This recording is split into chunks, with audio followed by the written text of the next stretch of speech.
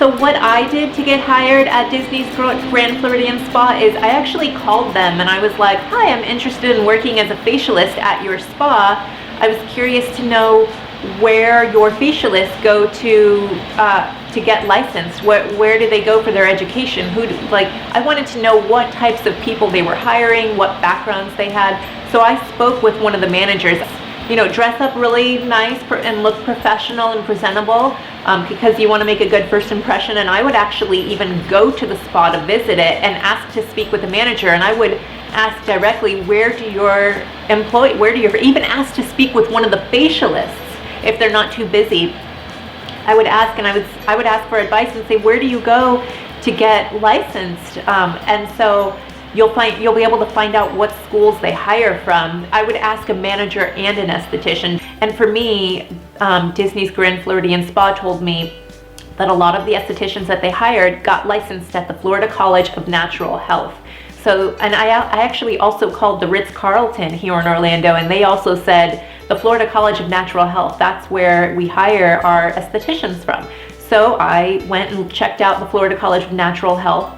I didn't go anywhere else because they didn't tell me that there were any other spa schools other than the Florida College of Natural Health, although there are a variety in Orlando of schools to choose from.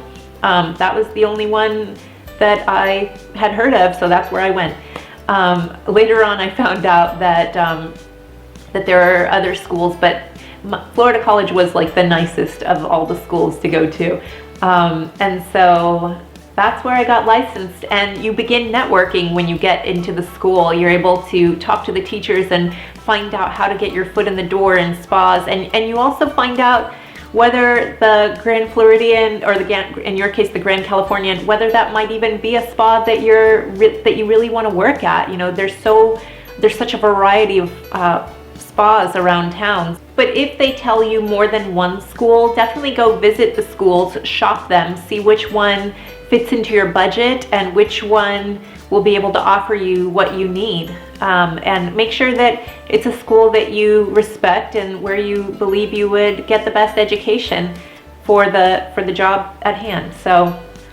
But as far as getting a job at the Grand Floridian Spa, I had to first get my foot in the door. There were no open positions for facialists when I came to the Grand Floridian Spa. I feel like the facialist job, at least in Orlando, it's very saturated. There's so many estheticians, and not everybody is running out the door to get a facial. There's tons of people running out the door to get a massage and a pedicure and a manicure, but a facial is kind of pricey to get. When people go to get a facial, it's a big risk for them. They're afraid they're going to break out. It's expensive. It's really a luxury. It's also usually the most expensive item on the menu at a spa.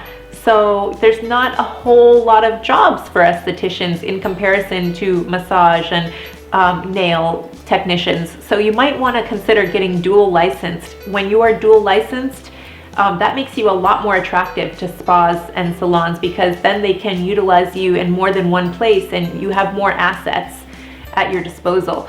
So consider becoming dual licensed in something else other than just skin.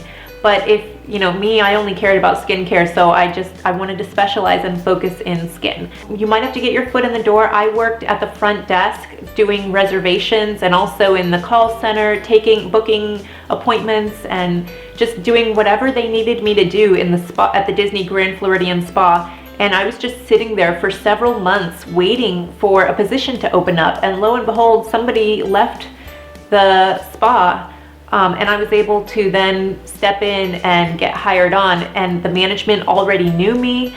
Because I was licensed at the front desk, when I think somebody had called in one day, and I was actually able to fill in at a moment's notice for the facialist who had left, because they had already trained me, but they just didn't have open positions. But I was already trained in the protocols, so it was so exciting for me. I remember when I got to do facials that day.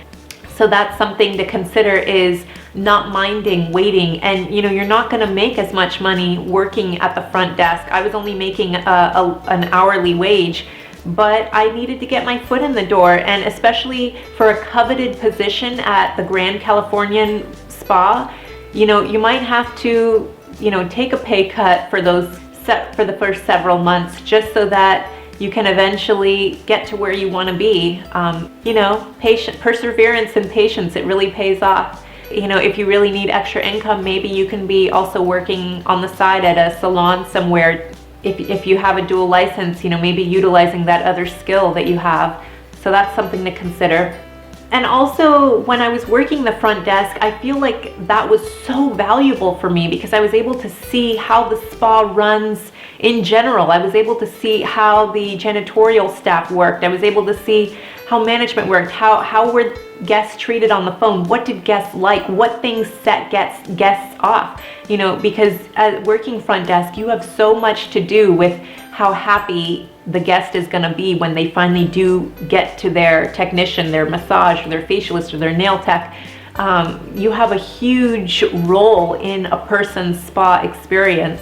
So it really pays off to know the staff and to know the stresses and the pressures that they're going through up front at the front desk, to know what management is going through. Like that, I don't regret that experience. But I know it was hard at the same time for me to wait because I just wanted to get back there and start doing facials and making that good money and also, doing what I loved and what I was passionate about. But be patient, still be, studying and doing what you can to keep up on your facial knowledge, but at the same time absorbing everything that you can get from that spa environment. Don't look down or turn your nose up to that humble job post because it is valuable.